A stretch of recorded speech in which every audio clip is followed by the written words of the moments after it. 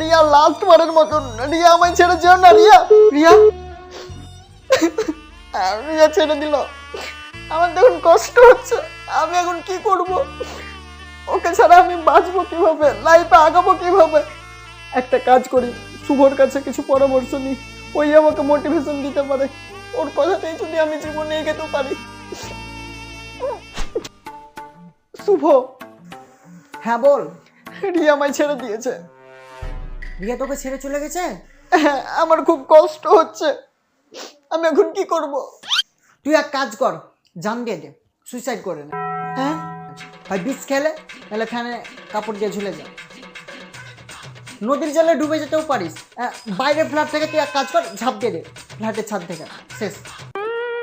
আর কোনো টেনশন থাকবে না, কষ্টও থাকবে না।